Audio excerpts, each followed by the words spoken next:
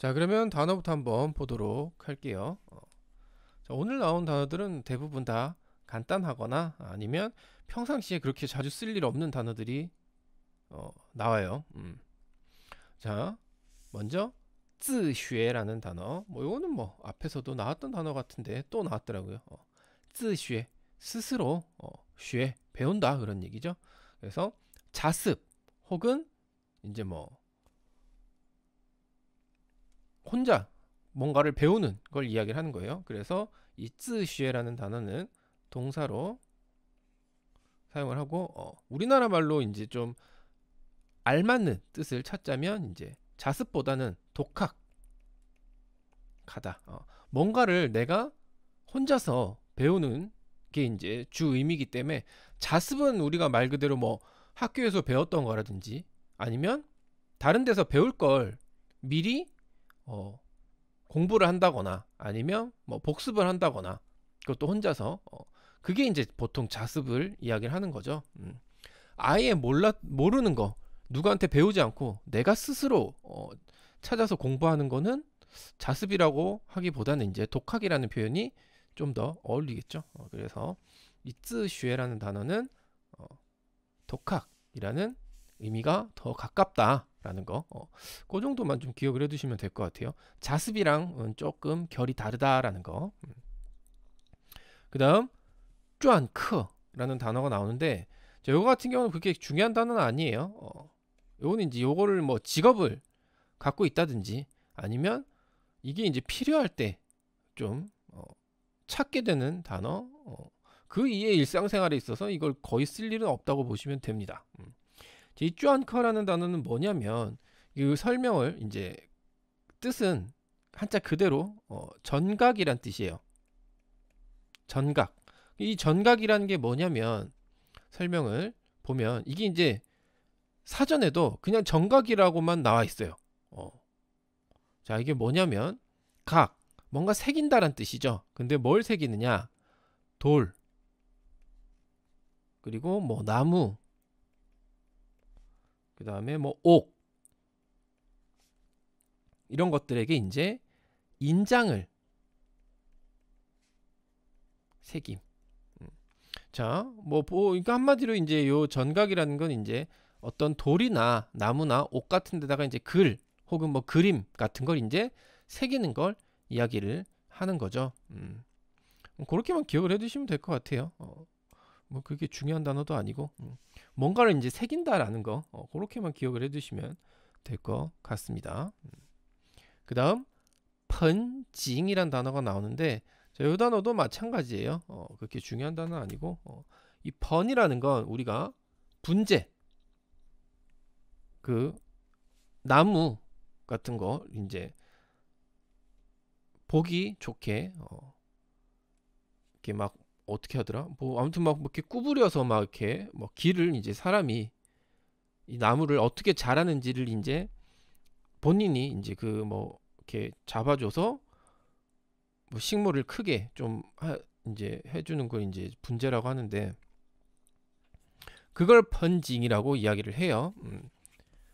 어쨌든 뭐 내가 이걸 보려고 분재를 사든지 아니면 뭐 내가 분재를 직접 하든지 하는 걸 이제 펀징이라고 합니다. 그래서 이거는 그냥 분재라고 기억을 해두시면 될 것 같아요. 분재도 굉장히 고가의 취미라고 볼 수 있겠죠. 그 다음 뭐成장이란 단어가 나왔는데 뭐 이거는 뭐 앞에서도 나왔었죠. 성장하다라는 뜻의 단어인데 이거는 또 굳이 왜 새로 나온 단어로 넣었는지 모르겠어요. 의미가 별 차이가 없는데 성장하다라는 뜻 말고는 거의 없습니다. 자, 그러면 물론 뭐 다른 단어들도 더 있긴 한데 다 간단한 단어고 해서 제가 좀 뺐어요. 뭐 다 빼진 않았지만 뺀 단어들이 있어서 뭐 그런 건 이제 문장 보면서 해석에 포함시키도록 하겠습니다. 자, 그러면 문장 한번 보도록 할게요.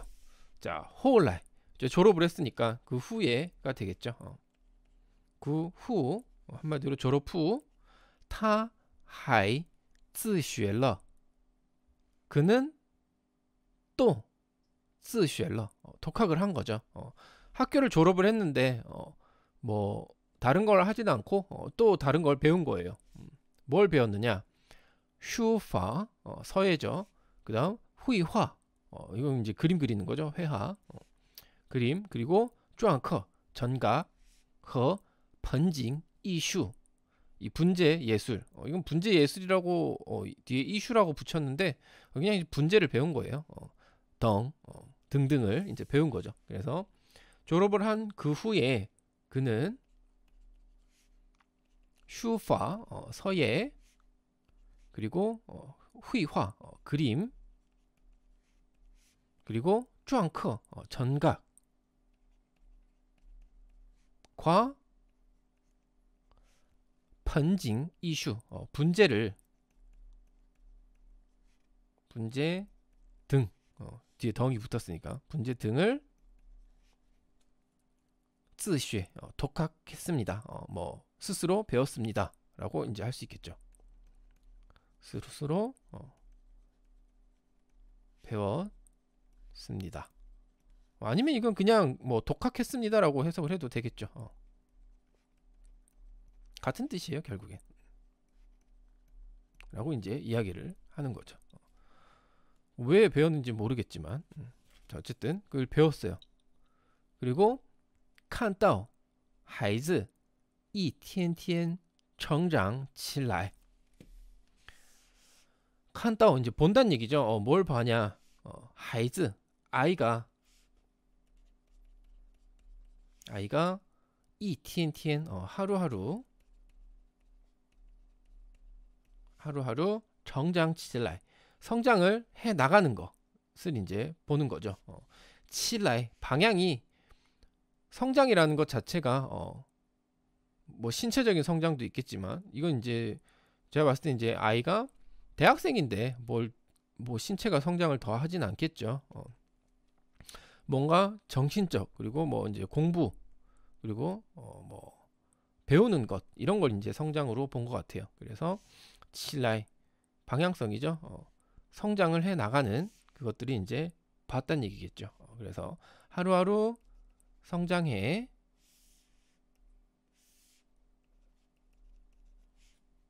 가는 것을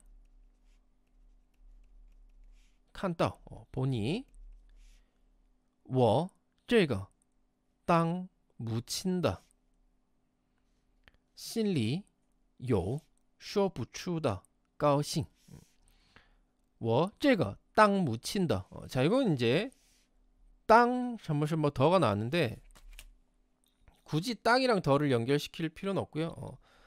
땅 뭐뭐를 맞다라는 뜻이죠. 뭐뭐로서 여기서 이제 땅이란 단어는 우리나라 말로 이제 해석을 하면 뭐뭐로서라고 보시면 돼요. 그래서 땅 묻힌다 엄마로서 라고 이제 이야기를 하는 거예요. 이 저거 같은 경우는 약간 이 엄마로서라는 표현을 강조하기 위해서 이제 사용을 했다고 보시면 되고 해석을 할 때는 굳이 해석을 할 필요는 없습니다. 나 이 엄마가 뭐 이런 의미예요. 굳이 해석을 할 필요는 없어요. 그래서 나는 보니 나는 엄마로서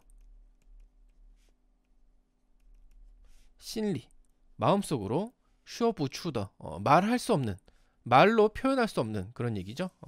여기서 슈어부추라는 거는 보통 이제 더랑 같이 쓰인다고 보시고 슈어부추더라고 하면 요거는 말이 안 나온다 라는 의미도 있고 직역을 하면 이제 슈어부추더 말을 할 수가 없는 거죠. 말이 안 나온다 라는 의미도 있고 아니면 이제 말로 표현할 수 없는 주로 이제 의역을 해서 말로 표현할 수 없는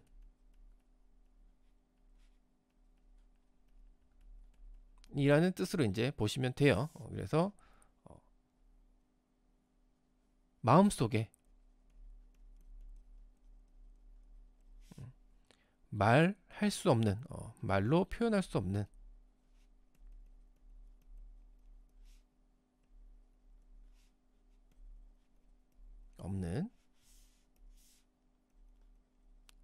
가오싱 기쁨을 느꼈다. 여기 이제 직역을 하면 기쁨이 있었다가 돼요. 앞에 요가 있으니까. 근데 느낌이 좀 그렇죠. 마음속에 말로 표현할 수 없는 기쁨이 있었다. 혹은 뭐 기쁨이 있다. 라고 하면 뭔가 느낌이 좀 되게 약간 딱딱한 느낌. 이게 진짜 기쁨을 느꼈다라는 건지 기쁨이 그게 그렇게 막 기쁜 그런 표현이 아닌 것 같죠. 그래서 요를 여기서는 느꼈다. 기쁨을 느꼈다라고 이제 의역을 한 거죠. 보통 감정의 표현이 들어가 있는 단어들이 문장에 있으면 동사가 뭐가 됐든 보통 느꼈다로 해석을 하는 게 많아요. 자, 그럼 이제 오늘 나온 내용 이렇게 한번 쭉 봤고, 오늘은 간단한 내용이었어요. 한마디로 아이가 이제 졸업을 하고 뭘 배운다라는 얘기와 그리고 그걸 바라보는 엄마로서의 그 마음을 이야기하는 내용이었습니다. 요번 과도 이제 슬슬 끝나가요. 이제 한 2번 정도 하면 이제 끝날 것 같은데 아쉽게도 새해 첫날 새해 첫날은 아니고 해 바뀌면 이제 새 과를 들어가고 싶었는데 새해 첫 방송에 아마 이 과의 마지막이 이제 될 것 같아요. 자, 어쨌든 이렇게 오늘 나온 내용 한번 쭉 봤고 문장 한번 읽어보도록 하겠습니다. 자, 그 후 그는 서예, 그림, 전각, 전각이에요. 왜 이걸 적각이라고 써놨지?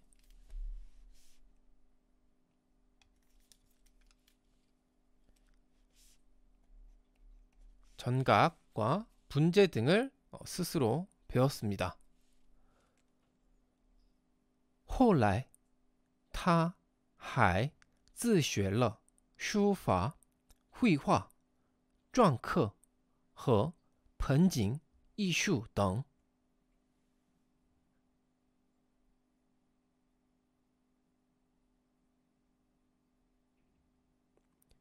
后来他还自学了书法、绘画、篆刻和盆景艺术等。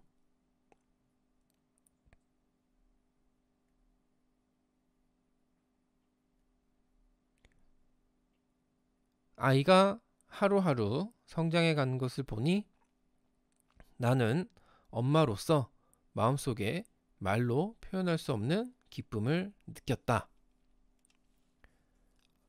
看到孩子一天天成长起来，我这个当母亲的心里有说不出的高兴。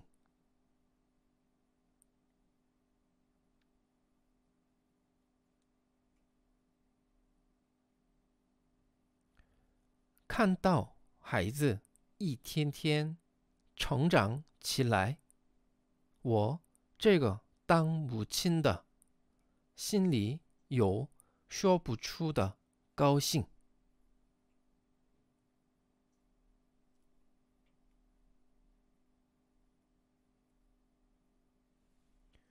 네, 오늘 중국어는 여기까지 하도록 하겠습니다.